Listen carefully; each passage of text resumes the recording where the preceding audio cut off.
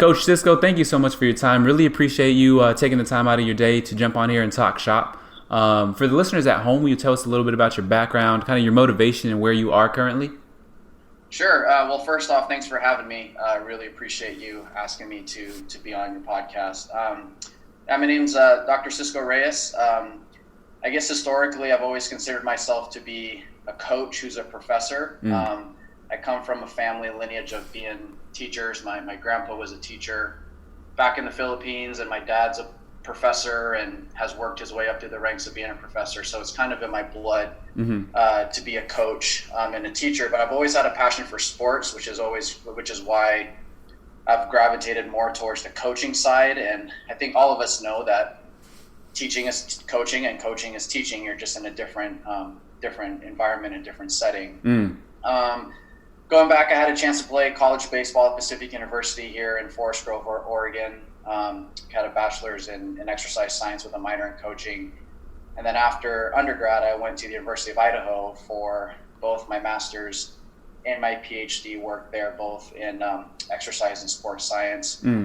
During my time at the University of Idaho, I was a volunteer strength coach under Coach Scott Gadikin, where I worked specifically with assisting football, but also had a chance to work with men's basketball, swimming, tennis. Never really led any teams, but I had the opportunity to kind of just be an assistant with our volunteer assistant with the other assistants and kind of see what they did with different teams and different programs. My full-time job is an academic as a professor. I started off at Northern Illinois University for 3 years, right out of finishing my PhD. And then I spent 6 years after that at Concordia University here in Northeast Portland. And now I'm starting my 3rd year at Linfield College, and across all 3 institutions, I've been teaching exercise science. I'm really focusing on strength and conditioning as well as the biomechanics and the movement aspect of exercise science. I think what I consider myself to be really lucky is I've had the pleasure of bridging the gap between the academics and athletics across all 3 places. When I was at Concordia, I was also the director of athletic performance. So I doubled as both a professor, but also overseeing the training and conditioning for all the varsity teams, or I should say most of the varsity teams. So it was a great opportunity for me to bring students into the weight room and see what we talk about in the classroom being applied in the weight room, and really give kids an opportunity to teach and to lead the science aspect with the applied aspect, and really provide like an evidence-based training environment to the student athletes so they can kind of see both sides.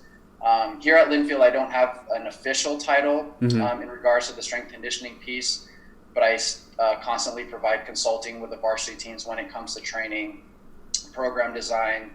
But I think my biggest role right now here at Linfield is the regular physical testing and assessment for the varsity teams, with the hopes of using the data to drive their program design and help the sports medicine staff with some rehab programs. I love it. Okay.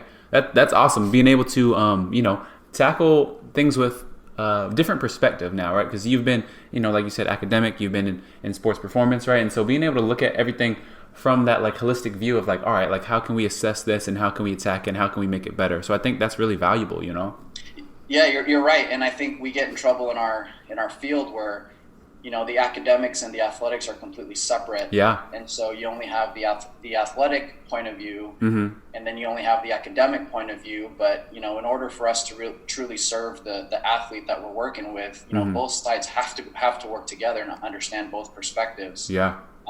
And so that's why, again, I've been really blessed to be able to do that wherever I've been. That's really awesome. Will you touch a little bit on your involvement with the NSCA and how you've been able to, gain and give back to that organization?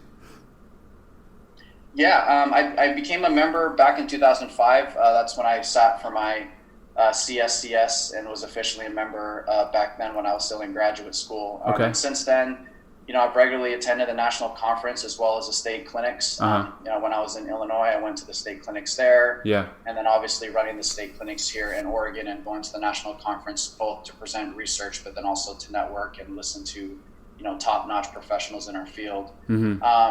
Back in 2015, I was nominated by the outgoing Oregon State director at the time, Brian Miller, Okay. who's now at the Naval Academy, and then also the former regional director, Guido Van Rysingum, to take over as the state director for Oregon, which I absolutely love. I cherish the role. I cherish the service in regards to promoting the NSCA, Mm-hmm. but most importantly, really bringing our strength and conditioning community together. Yeah. And what I've been able to gain from this position is not only event planning and hosting, which is a lot of work, Yeah. but the part that I really enjoy is really the networking and learning from other people. Like I said, I personally feel we have a lot of top-notch professionals in our area. Mm-hmm. More specifically to the Portland area. Yeah.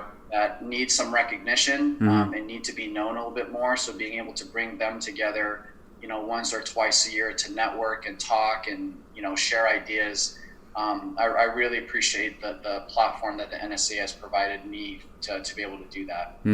That's awesome. And I mean, that's, I think a lot of people go into those conferences, and I think as younger coaches specifically go in with kind of a wrong view of it, right? I think some of them go only to get and not to give, right? And they're afraid to network. And I think that's like what you touched on is one of the biggest benefits of going to conferences is the networking piece, right? Like, yeah, the speakers are good and intelligent and everything, but you can only get so much. They're not, you know what I mean? That's their program, what they do with their program. Your situation is probably a little bit different. So going to network, that's different though, It is. And sometimes I feel bad for the actual presenter. Yeah. Because, sometimes the best parts of going to the national conference as well as the state clinics are the conversations that are had in the hallway. Yeah. There are times where I'm just sitting there in the hallway, or I'm sitting out, in the lobby, wherever the state clinic is, and just listening to someone tell their story. And I'm just completely, amazed by their journey. Yeah. And, how they develop their philosophy, and that stuff that to me is priceless, and sometimes means a little bit more than just the X's and O's of, foam rolling or, Yeah. exercise technique or program design. Mm-hmm. I mean, if we're talking career-wise, right, a base level of knowledge, once you have the X's and O's to a degree, right, it's only going to get you so far. So if your goal is to advance, then you got to advance in other areas. Yeah, and you're right. And, one of the things that, I know we'll talk about later is, how you interact with other people. Yeah. And like they say, your net worth is your network. Mm. And you're right. The X's and O's and the textbook information can only take you so far, but then are you able to apply that stuff based off of who you're working with, as well as the goals that the person wants, with what they have access to, with the time they have. And if you've got, let's say, this periodized program for 6 weeks, it doesn't really mean anything if the person isn't motivated, or the person doesn't understand what you're trying to do with them. And you really learn that affective aspect of training and teaching just by talking with other people. I agree. Okay. And so let's pull on that thread of training a little bit more, right? And so within this kind of field, or within this kind of category, I guess, so you have an organization called RISE, right? Will you discuss what RISE is and what are your goals and missions with that organization? Yeah, sure. So RISE is an acronym for Reyes Integrated Sports Enhancement, and it was a business that I created a little over a year ago, in the late summer of 2018. And what I really am proud of for RISE is how it developed organically, in the sense of just talking with parents and talking with the community where I live. And the overall goal and mission for RISE is to elevate and empower the youth athlete. So I've been fortunate enough to be a strength coach across all three NCAA divisions, Division I, Division II, and Division III. Yeah. And as much as I absolutely love my time and love working with college athletes, when you have kids of your own, you kind of start to look at things with a different perspective and a different lens. And with my kids participating in more organized sports, and seeing some of the issues that kids are having, as well as maybe some of the expectations that parents are having, I just felt like it was my mission to educate, engage, and empower both parents and youth athletes on how to take care of themselves, but then also how to make sure that our youth continue to enjoy and appreciate movement through a lifespan. Yeah. And with RISE, more specifically, I'm trying to do that through strength training, and really trying to elevate and empower the youth athlete, but also not just physically, but also with mental health, with what they can accomplish with proper strength training guidelines and proper strength training guidance with someone like myself. And so with a year in existence, I like to say that things are successful. I think it's one thing to see kids develop that, like I have in regards to, let's say, like their kettlebell deadlift technique. But the thing that means the most to me is when parents come to me and say, my daughter is holding herself with her head higher, her chest up. She's willing to take risks now. She feels more comfortable, with herself. Yeah. She's a lot more confident in how she speaks and how she carries herself. And those are the types of, results that mean the most to me, more than, them making a certain team or, jumping a certain height in a vertical jump test. Yeah, that's huge. I think that, that's so important to empower the youth. So that's really awesome what you're doing. And, I think a lot of people are not sure how to do that. And so let's dive a little bit into that, right? So obviously it's training. So there, regardless of, whether it's more to empower or more for performance, like there's some level of like some type of test, KPIs, right? So what does that look like in your kind of population? Yeah, so it's funny. I get asked a question like this a lot. Is how do you train them differently than how I used to train college athletes? And I'm going to be honest with you. I don't change too much of what I do. I change the progressions and regressions. Yeah. For example, like I don't have barbells. I don't have bumper plates, because when I'm dealing with a 13-year-old or 14-year-old softball player, they don't really need that stuff yet. But I'm big into systems, and when I was at Concordia, I developed a system of progressions and regressions. And so with the development of Rise, that system is constantly developing, but I do have like a tier system. Or I like to, because the name Rise, it has an inspiration from the movie Top Gun and pilots. Okay. I have almost like, or I do have a pilot ranking progression.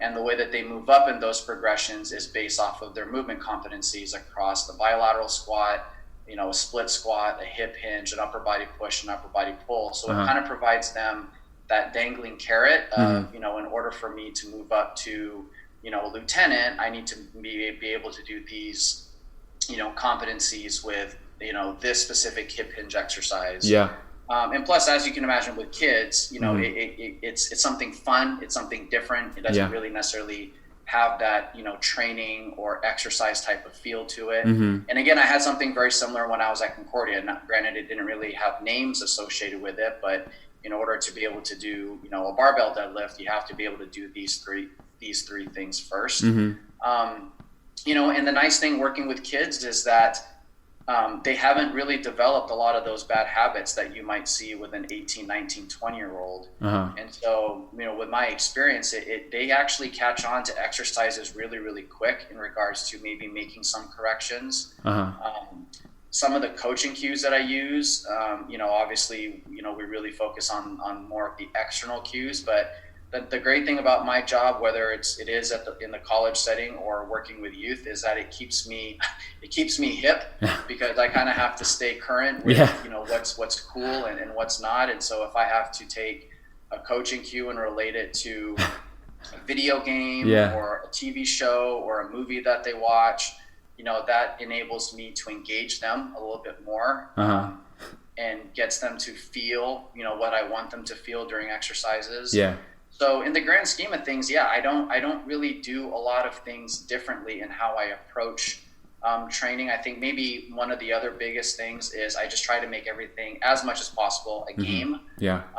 Because then they don't really feel like they're quote unquote training, and they're still at that age, where there is a little bit more of that deliberate play. Maybe not necessarily deliberate practice, but trying to make things as game-like as possible, as competitive as possible, but yet underlying knowing that they're getting the training stimulus that I'm actually aiming for that either session or that week or whatever package that they sign up for. That's awesome. And let's dissect a couple of things that you said, right? I think it's huge because you talked about principles, right? So I think principles or systems based training, I think that's a huge thing that a lot of young coaches still haven't been privy to. Like they're always focused on other people's systems and switching and jumping systems, but developing your own and kind of sticking to your guns. And that doesn't mean that it can't progress and change, right? But it's like this is yours and this is how you do it. Obviously within different settings and different coaching staffs you have to adapt, but I think it's important to start to take from those and develop your own system. Yeah, absolutely. Yeah, I mean, and that's one of the things, I'm a firm believer that everything happens for a reason. Yeah. And when I was at Concordia, I had to be creative when I was training athletes because our weight room, for 5 years, I think most small high schools in the Oregon area would have laughed at their weight room with what we didn't have and what it looked like. And so when I had, 15 volleyball players and, 2 squat racks in a very limited space, like it forced me to be creative with how I wanted to improve strength, stamina, speed, whatever it may be. And so now that I'm in this setting and I'm working with kids with, really a limited budget and a limited space, having that creative practice from several years before, it's enabled me to really feel like I can get a lot done in a short space with minimal equipment while still making it fun. I like that. And then another thing that you said that I think is really important is, right, you use references that are relevant to them, right? So that interpersonal aspect is always present. I think that's huge because a lot of coaches are very one-dimensional, right? And they use things that they know from their past, but it's like that's not going to get across necessarily to a younger athlete or something like that. Right, and it's funny because I think if you would have asked me just even 2 years ago, do you have any desire working with kids? I would have flat out told you no, because I was so into the college scene at that time. But again, it's funny how, and again, like I said, that's the great thing about Rise is when you have kids of your own and you watch them develop and you watch them grow and you start talking to the community and you start talking with parents on what they're looking for and what they need, then your vision starts to change a little bit. And over the past year that I've been working with kids from 3rd grade all the way up to a few juniors and seniors in high school, they're there because they want to have fun, but they want to get better, just like the college kids. And so when I'm working with kids and I ask them to, jump over the snake pit, and they're really doing like a standing long jump or a lateral long jump, they get into it, they start laughing, and I'm like, oh man, this is actually really fun. It's just like training, a higher level volleyball player or a high level softball player. It's all, relatively speaking, it's all the same. Yeah. And then the third thing that you said that I find interesting, right, is like you said, the game aspect. And I think that's really interesting in every setting. It might not look the same, right, but applying an element of novelty, right? Because even the older kids like some kind of novelty, some kind of game, some kind of competitiveness, So that's huge. And a lot of people, I think they neglect that, right? Because they're like, oh, we're high level training, like we don't play games and stuff like that. But, if you can get a kid out of their shell, with a fun warm up or something like that, then that kid's going to have a much better training session, which is going to lead to a much better adaptation. Exactly. And sometimes for our warm up, we'll just play like one-on-one football. Yeah. So if I have a pair of sisters that come in, we just play. All right, first to the 10 points. You're going to take turns being receiver. You're going to take turns being defensive back, and you just try and run and get open, and I'll throw it to you. So you've got competitive nature. You've got speed and agility, you've got elusiveness, you have hand-eye coordination with catching, it's just a warm-up, and then again it ends up being a game, and then they're laughing and they're asking if they can play more, and it's like, well, I wish we could, but we kind of have to move on to other things, and so again, they don't really feel like they're training, and one of the other aspects of starting Rise is that example of playing football. Like I did that all the time when I was a kid. But nowadays, kids don't do that because of a lot of different reasons that can be probably saved for a different talk or podcast. But they don't do all of these outdoor sportsy things as much anymore. And so I'm trying to provide I guess that old school feel to quote unquote youth training, which is really just going outside and playing kickball or playing football on the street, or like I do a lot of spike ball as well. And what are they doing? They're exercising, they're having fun, they're Yeah. getting, working on their physical literacy when it comes to hand-eye coordination and moving side to side and quickness and that's what makes my job, at least in regards to Rise, it makes it fun because you're just playing games, athletic games with kids. Yeah. And I think that's huge because, and I think a lot of people need to, go back and listen to the beginning of where you place it and how you structure it, right? Because, you're playing games for a reason, right? It's not for game's sake necessarily. Like, you're playing it for a reason and you're extracting certain qualities from it, right? So it's like people can throw a bunch of stuff and, oh, we're playing games and say we're training, right? But they don't have that same thought process. And I think that's where the differential is, right? The thought process of where it fits within long-term athletic development. So I think that's huge.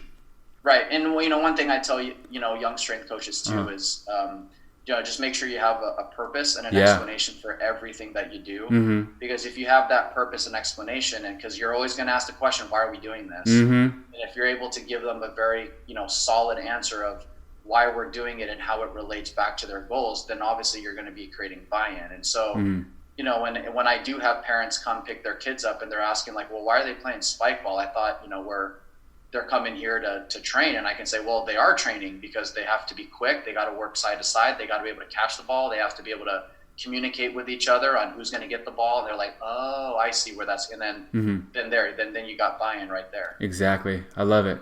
Okay. So switching gears just a little bit, right. And moving more into the leadership kind of continuing education kind of side.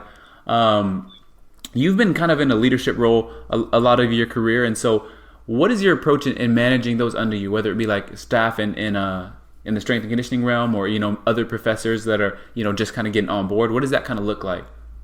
So I liked, again, educate, engage, and empower, and I think that's probably my underlying, theme when it comes to being an educator and a strength coach is I've been very fortunate to have really good interns when I was at Concordia, to the point where they themselves are very successful now in their field.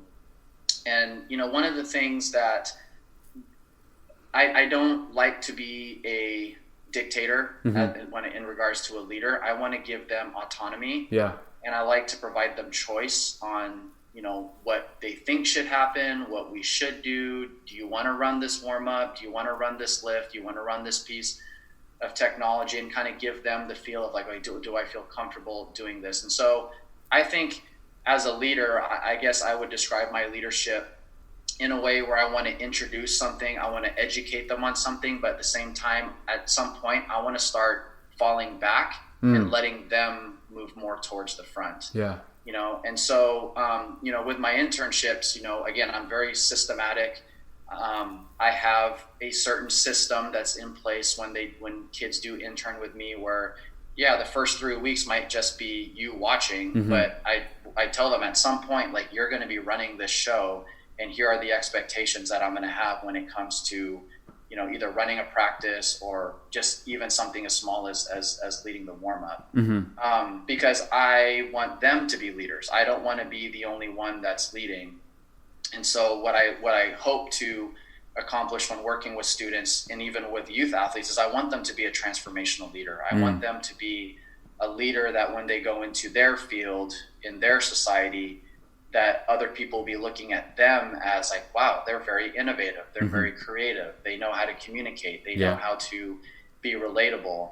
And then people are going to be going to them for, to be a leader. And so the more leaders that I feel that I can produce, especially in our world of athletic performance, and I feel that our field is going to be a lot better. And that's what it comes down to, right? Leaders make leaders. Good leaders make leaders, Yeah, exactly. That's awesome. Okay, so what do you look for? So when you were in that Concordia position, right, what were you kind of looking for when hiring for different positions such as intern?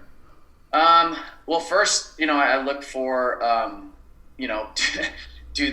they interested, first off. Yeah. And, I've obviously approached a few kids who I thought, like, I think you'd be really good in this role, and they just have absolutely, no interest whatsoever, which is fine. I don't take offense to that because I want them to find their passion and what interests them. And if being in the weight room is not, then, I'm totally fine with that. But with the kids that are interested, there are a few intangibles that I look for. I think, I think the common ones, I want them to be willing to learn. I want them to be hard workers. And I think that's a given no matter where you are. But a couple things that I specifically look for, charisma is one, because I still haven't gotten to the point where I feel like that can be taught. I think there are certain kids that just have that charisma, and it doesn't have to be the same type of charisma.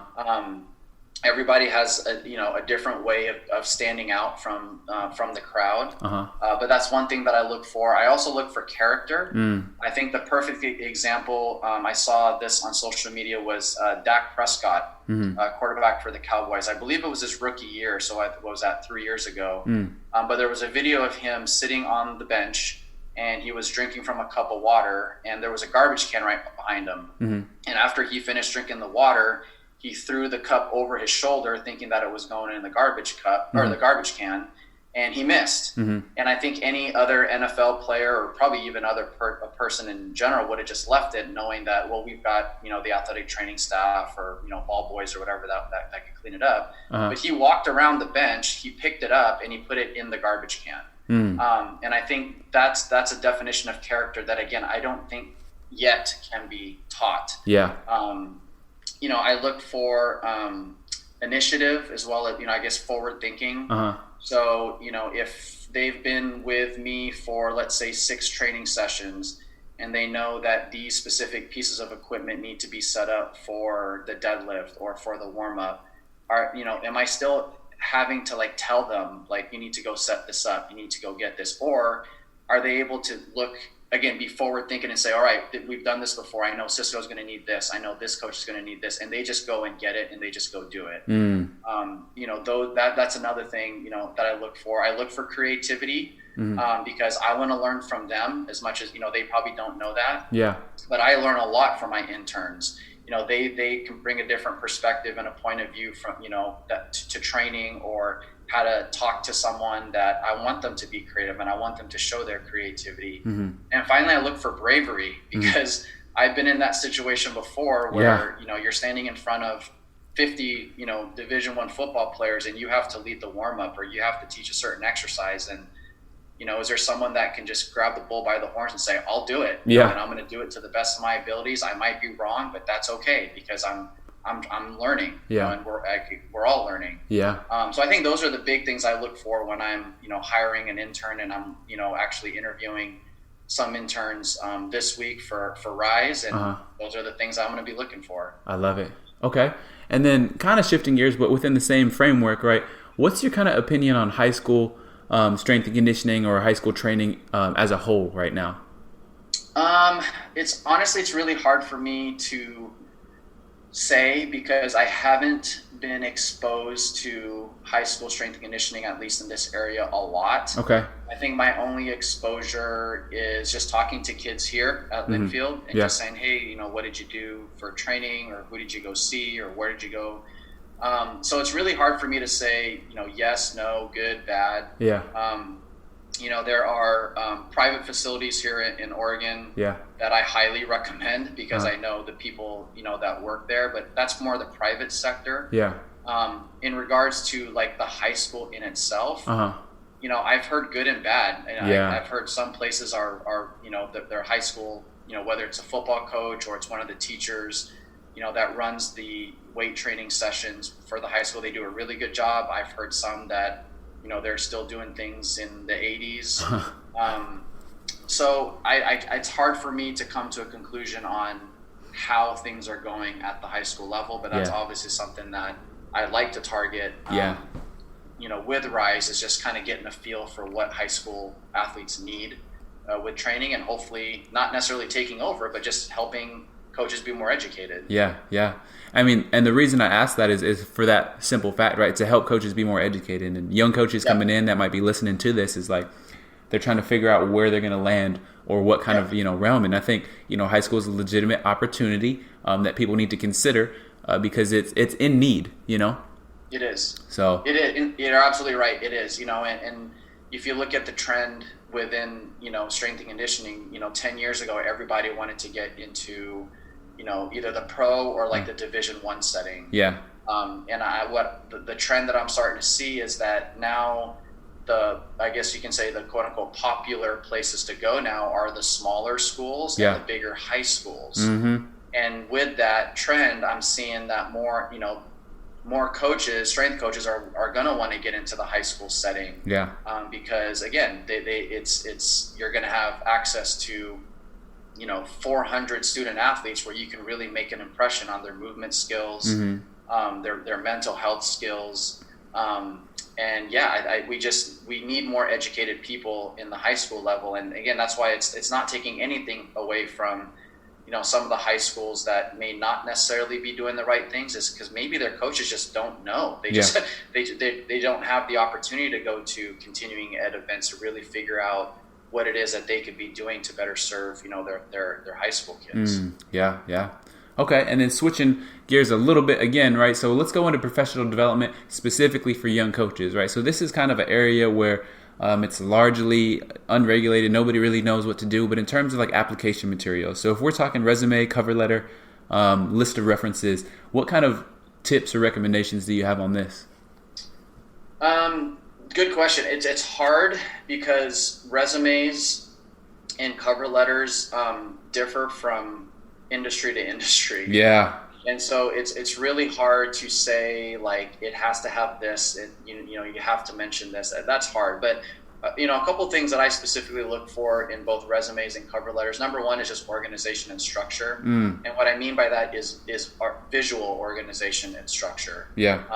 Do you have a bunch of paragraphs on your resume, or is it more like bullet format, easy to follow, straight to the point, the margins are equal, you don't have any, what do they call them, like where you have like a bullet from a previous bullet that's hanging over onto the next page, like little things like that, stands out to me. With both the resume and the cover letter, one of the big things I look for too is power verbs. Okay. And are you able to say a lot with less, and being very succinct with your words? Because on a resume and even a cover letter, you don't have a lot of space to write out your duties and your responsibilities and your skills. Yeah. And so, for example, if I'm looking at a resume for an intern and they have experience, let's say training at Linfield College, for example, like with the football team. Mm-hmm. And on their resume, they put something like helped with football. Yeah. Okay, that's good, but you probably could have used other verbs like led warm-ups with the football team, or performed power testing with varsity athletes. And that's a little bit more like, oh wow, like you've actually done that. You've actually done these specific things. That goes beyond just I helped or I did. So that's what I look for with resumes and cover letters. But yeah, organization, again, that's a big thing as well. Obviously, the typical like typos and how you're framing your sentences, that type of stuff. And then kind of a interesting topic that I always find on this is I've definitely heard the action verbs and the power words, but then how does that kind of balance with, as young coaches kind of go on, they get more and more things on their resume, right? And they're trying to keep it somewhat concise because at the same time, they only have, probably under 5 years experience. So limiting the bullet points, but also being able to include all of those actual job titles. What's your take on that? Yeah, that's tough. I think that's why the applicant really needs to look at who and where they're applying to make sure that they adjust their cover letter and resume to the specific opening. Yeah. Instead of just creating, one resume and cover letter and then sending it to, 5 different places. One of my, biggest advice when I work with and mentor college kids here is do some research on who you're sending that application to, because, they're obviously going to have certain philosophies. They're going to have certain things that they're looking for. Some of it you can find in the job description, and you are going to have to, cater your resume and cover letter to exactly what they're looking for. For example, one of the interns that internships that I have open is more of the research and development side of RISE. So when you're structuring your cover letter and resume, like I don't need to know much about who you trained and where you trained, what group of athletes you trained. I'm looking more for, have you done a lit review? Like, do you know how to do a lit review? Have you gone through, do you know how to use Google Scholar? Do you know how to use, PubMed? Yeah. Instead of just saying, oh, it's a strength and conditioning internship. Here's my resume, because now it's not specifically tailored to what the job opening is looking for. Okay. No, that's really good. And then even another interesting thread on this, right? I think I've recently heard some people are shifting towards putting more, just more of a list as far as like job description, teams that they worked with on that resume, and then expanding on everything else in the cover letter. And that way it's not necessarily a regurgitation, but you can also show a little bit more of what you did without going over a page. What are your take on that? Yeah, no, I think that's a great idea. The cover letter is supposed to supplement your resume, but again, it can be tricky because you don't want to have a 4-page cover letter. Exactly. As well, and so that's why you really have to know, just like presenting. You have to know who's your audience. Like, who are you talking to? Are you talking the language that they want to hear and that they are, that they understand and are able to hear? But yeah, I mean, there are obviously many ways that you can structure and combine someone's resume and cover letter to really make them stand out as an applicant. And I mean, I've heard that before. If you just make your resume a bullet list and then make your cover letter be more descriptive of what your bullet list is, I've seen that before, and there are a couple of them historically where I was like, wow, this is actually really, really good. And then you have other resumes where it's more than just a bullet list, because they go into a little bit more description. And I thought, wow, that's really good as well. 1,000 ways to skin a cat, right? Yep, exactly. No, I just always find this specific topic really interesting because of how many different organizations and different people and different preferences there are, right? But as a young coach, like, you have no idea what you're doing. You're just trying to make a generic, like, just not get thrown out, really, So that's awesome. Especially nowadays too, because at bigger places, your cover letter and resume is actually going to an HR department before it actually gets into the hands of the strength coach. Let's say. And so how do you make yourself stand out when you have someone that's really not in the profession reading your cover letter and resume? And that's where those action verbs and power verbs comes into play, because they're going to be looking for certain things, certain actions, certain description, certain skills. Yeah, that's tough. Okay. And then moving forward a little bit, what are some resources that have had a big impact on you, whether it's a book, podcast, conversation, or anything like that? Honestly, I'm not much of a reader. Okay. And that's not by choice. When I come home from either, Linfield or Rise associated work, I've got a beautiful wife. I've got 3 kids. When I come home, it's family time. For sure. And so I definitely don't read as much as I should or want to. But a couple books that stand out to me, Mark Verstegen's Every Day is Game Day. And that's, I guess people consider his volume 2 to his original, core performance book. But what I loved about the Every Day is Game Day book is that it's a glimpse into Exos' system. And again, I am a very big systems and process guy. And so just learning and just reading about his philosophy and how he came up with his philosophy, and his system of exercises and where his exercises come into play, including exercise descriptions on how to perform them. It's a book that I reference, to this day quite a bit. Simon Sinek's Start with Why. That's another book that I used to teach a career and life lesson seminar at Concordia a few years ago. Just kind of understanding that I want to promote, or at least have an idea of what my why is versus what my how and my what's are with, my organization. A book that my dad gave me when I was in college is called Who Moved My Cheese? I've heard that one. I don't like change. I've always been, I wouldn't say resistant, but I just don't handle change very good. Okay. And that book was about how to deal with constant change in your life. I love it. In regards to podcasts, I'm in a car an hour and a half every day, driving to and from home. And so, podcasts are a go-to. Your podcast obviously is you've had some really top notch speakers that I love to listen to. Optimize Your Capacity. Okay. Podcast by Nick Hagan, who's a physical therapist. Yeah. In Bend. Yeah. Mike Boyle's Strength Coach podcast. I mean, that's always a classic, go to. Mike Robertson's Physical Preparation podcast. He always has really good speakers on there that go beyond the X's and O's.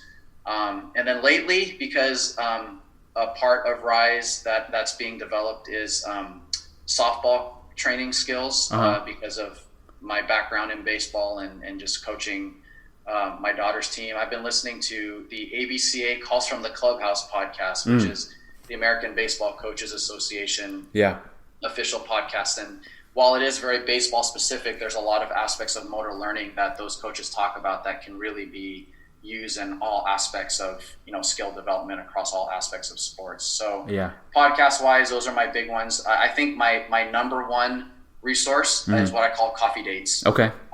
And just networking with people in the area, meeting them at a Starbucks or a Pete's Coffee or wherever, and just listening to their story and just hearing their journey and what their philosophy is. And kind of going back to Simon Sinek's book is, what's their why? And just listen. It's just every time I leave those coffee dates with other professionals, I feel inspired. I feel motivated to become a better version of myself. And really take what they're doing and try and relate it to what I'm trying to do as a professor as well as with RISE.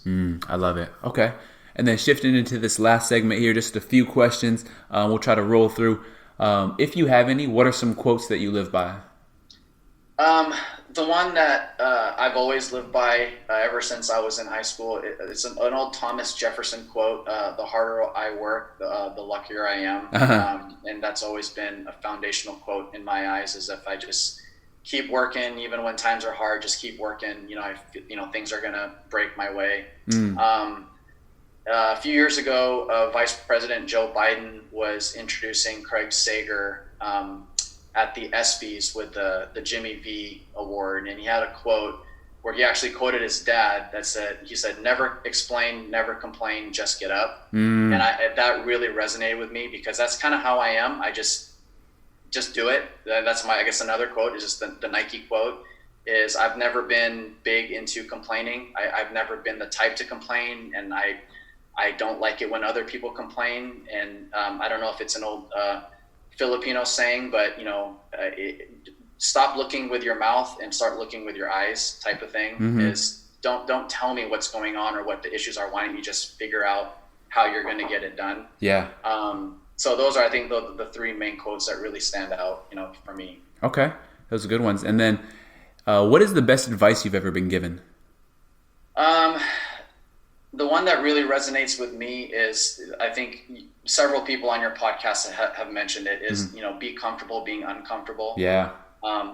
That's been, I think, a classic advice that, at least I try to tell people. And the reason why it resonates with me is because, the story that I tell my students here that, I've always tried to do the comfortable thing, and honestly, like it didn't allow me to grow in maybe a way that I should have grown, because I always just tried to do what was comfortable. And so now at my age, it's hard to do something uncomfortable because I'm more or less set with my job, my career, my family, where I am, and so I try to tell people that, when you're in college and do something that you're not sure if it's going to work out. And if it doesn't work, at least you learn from it. And for all you know, it is going to work out.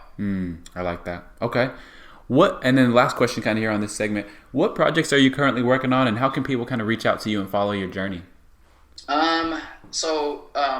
One project that's coming down the pipeline is I'm writing a grant to do some research and data collection on youth athleticism and finding ways to measure youth athletic ability. Physical literacy, I guess, is kind of the buzzword that that's being used now. When I scour through the research and looking at trying to find normative data for quote unquote youth athletics, it's still the old curl up test and crunch up test and chin up test and as you know, and the listeners know, we're phasing out the curl up and the crunch up because of a lot of Stuart McGill's work. and looking at, the different aspects of athleticism, I just don't feel is being measured in a way that I personally feel they should be measured. Mm-hmm. And so I'm hoping that, 2020 going to 2021, one of my big projects will be just going around and coming up with a standardized testing battery of tests to measure youth athleticism from elementary school all the way up to high school, to create almost like the SATs of youth athleticism, kind of similar to the old Nike Spark, but that's geared more towards kids. Yeah. I'm constantly developing the RISE training system, progressions, regressions, coaching cues, both on ground and hopefully eventually an online, platform. Yeah. I'm working on and creating, the RISE baseball, softball skills training curriculum that can be developed, or I guess carried out by, again, coaches locally or across the country online. Mm-hmm. And one of the other big things that I'm working on, at least Linfield wise, is helping revamp our undergraduate and hopefully creating a graduate curriculum in a master's in sports science that's geared more towards the data side of strength and conditioning, and not necessarily just the X's and O's of weight room stuff, but incorporating technology and using the numbers to really drive decisions for coaches and rehab professionals. And then just keep plugging away with the NSCA and being involved with the NSCA. We got our state clinic coming up in the spring of 2020. Mm-hmm. So for me as a state director, my time to plan that is now. That's another I guess short-term goal or short-term project that I'm working on. I love it. Always staying busy, right? I love it. Well, of course I have to. Yeah. Fantastic. Well, Coach, thank you so much for your time. This has been fantastic. I think you gave a lot of concrete things that people kind of take and use, and a lot of other things that people can kind of think about and that can help change thought processes and transition that way. So once again, thank you for your time, and I look forward to connecting again soon in the future. Yeah, again, thanks for the opportunity. And if people want to, get more information or just connect with me, they can connect with my Instagram, which is at RisePDX. So RISEPDX. That's, right. I guess right now social media is the best way to connect with people. So if you want to see what Rise is up to, and also some of the things that we're doing at Linfield, at RisePDX is a good place to go. Fantastic. Well, Coach, once again, thank you, and we'll talk soon. Sounds good. Thank you, Coach.